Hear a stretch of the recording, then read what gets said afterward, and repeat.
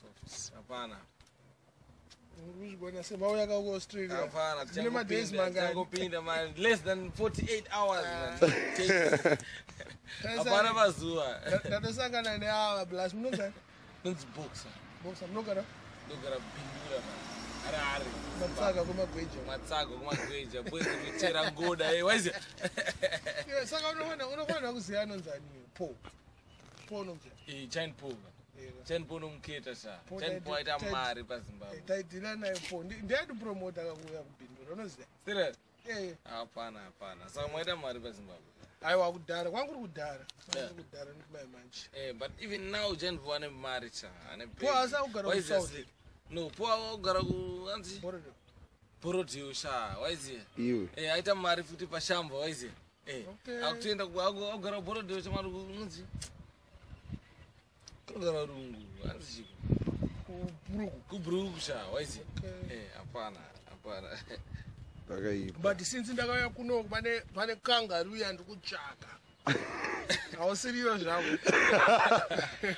Fuck. Ne kangaroo yandikutsvaka inonzi kuda chamisa. Fuck. AKA Rasplat. Ameno boys retura mari pamodori ngatoziva. Aiwa inini ndomuziya but hatsandangoibata chete. Muitsvaka kangaroo iri kungoskipa kangaroo. Skipa anenge akugara kupetsi but anenge akugara kumapurazi kwepetsi. Akugara kumapurazi kumamaini ndongo akugara but kutsvaka zvakaipa because ari kuchera gold go. Unoziva panhu vacho vanosenza zvekuti sometimes zvinotorwadza.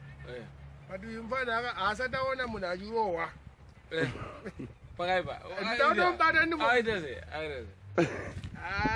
Pane zvimwe zvaakamboita paindaneti achikotaura but kuda ndakupindira manje muAustralia ndirimo. Ndiri kumutsvaka. I'm looking for you mpanami. Saka pese paundoona wotoita hopscope. Setiza sekanga. Baba hizo. Nyamba ombe. Monya kuno. Aiwa kuna mambonya ngaipa. Sha ndiri tari monya. Ndiri tari monya yacho. Pakaipa. Tere pangu ndokona zongomuregerera because ndokugeto manje. But adaonekwa. But I'm salad. Kuda. Waizi. Wakaonekwa batika kuda batika because wakareka batika wakuda. Ende ndikuba ndataura neseneme yako kuda chamisa. Kuti unokoza because anakuda vakawandisa. Hapana sha, tatosika. Batika sha matatu kusvikira. Tatokusvikira muno. Hapana. Lazo kanzi kwatora mari zvatopera sha. Kanzi kwatora mari kuda tiza. Tora mari. Hapana. Ukanzi kwatora mari hapana tiza. Hapana maraka. Pozi tokubatana zvakunza kuna Mad Minox. Hapana. 3 months apa ndotomubata nje. Chete, hapana. 3 months. Zinobata. Azviti. Yazokura zvakaita sekuzera. Ndongomuridzira ngoma. Mtsvagira acharidza ngoma yerege music. Ndakuita zvekutsvaga zigure chete. Munyazoti bata muruoma kwamukuisa waizive. Yeah man. Kura ngabati waizive. Unaona hii waizive. Ana mfana yada ujairira vanhu. Achungoita tumafanizi pake. Ungadivire mbane. Anadzokera Zimbabwe. Ungadivire bia muningi mvura uneshuwa. Achikwira bia paiko. Mvura shamwari. Anzi muZimbabweni. muZimbabweni zvakazodida yanga ari muTitanic. Wakamona muZimbabwe nachipinda mubhuri. Hakuna zvakadaro sha. Hakuna vanhu vakadaro.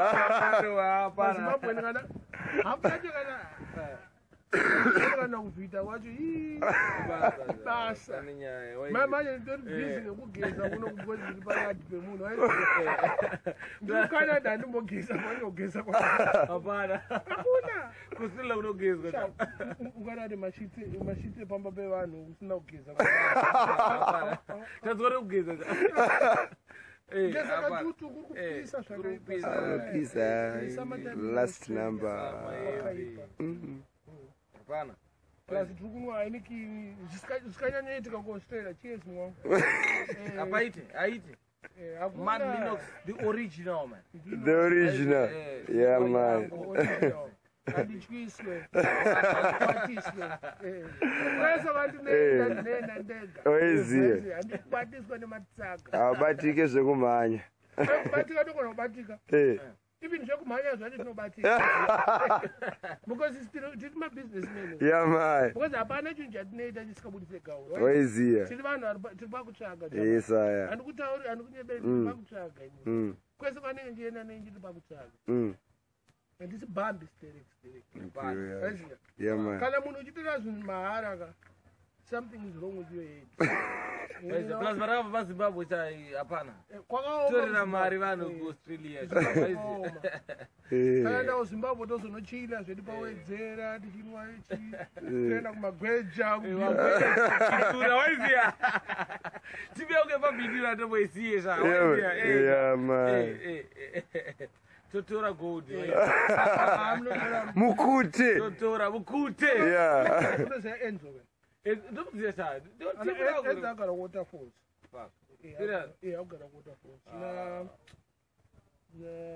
pane mumwe mutsvuku umbeita kaaccident kuna enzo kuna spoon pane mumwe stan asacanceled something like that boys rajoin waiziya but anyways kuda ndikukudhinga ndikutokutsvaka zvakaipa kutsvaka semunhu ane chikwereti waiziya unakaziya kachipopa kawakaita unakaziya kachipopa yakawakaita unakaziya kuti munhu akarohwa vaiti unakaziya ndini wacho wekumbare but handisi wekumatapi handisi wekumatapi ndiri wekumbare kucanada ndokwandiri base but australia mai manje takusvika vamwana anonongoverenga pamamagazini kuona kangaroo takusvika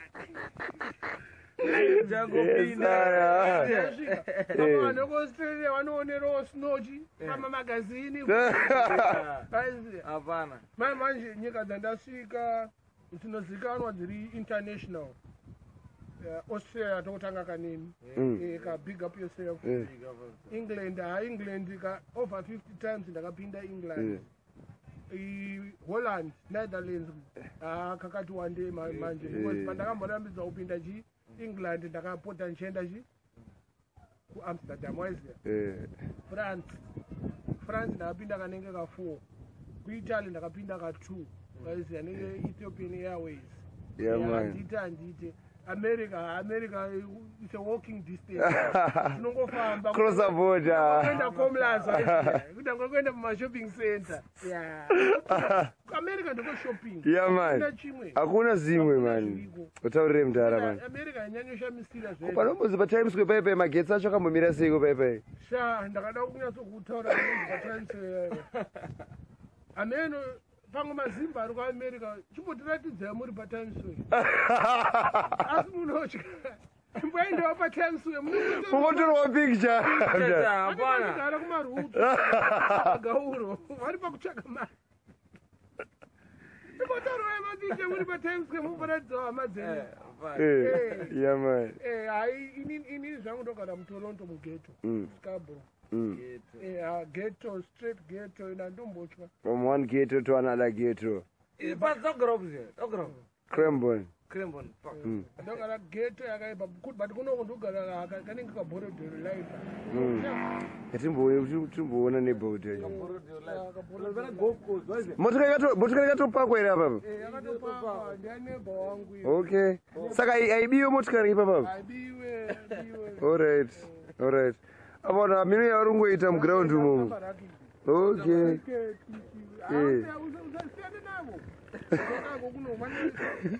TV iri kuno konsekita neni wanga waratidza kasurrounding ona but kuno the nearest shop walking distance nepandiri kugara it's about 20 minutes saka ina ndambozvijaira kana kufamba kuenda kubhiya ndangojaira ndiri kumbare panexo pangu pane shabhini akurosi pane shabhini ndangodzika 2 minutes ndasvika pashabhini waiziya zvamane nokucanada same thing ndichingobuda mumba ndato mukfc ndatochi papizza hut ndakutodya zvese but kunoku ei kana usina chikafu mumba unofa nenzara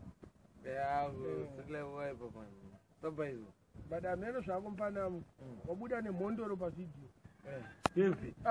The real Mbad Minox. Vakanyeberana vati pane vapanda vekufamba uchikaonanza naMad Minox but mafanzi angu Mad Minox one man. kana tikati mabhanzi angu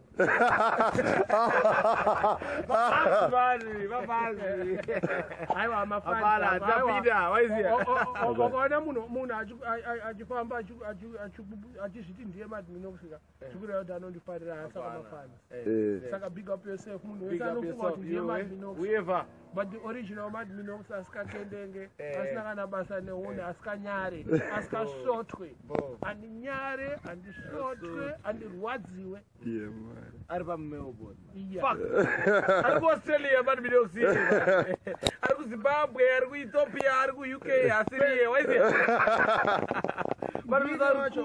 Canada wache akaonekwa achibata chisini pasnapshot yakarohwa nechihure chakatora snapshot pavidheo yangu aiziya video infact maiti pandangotaura nyaya yevidheo iyoyo chimomira tozotaura nyaya yevidheo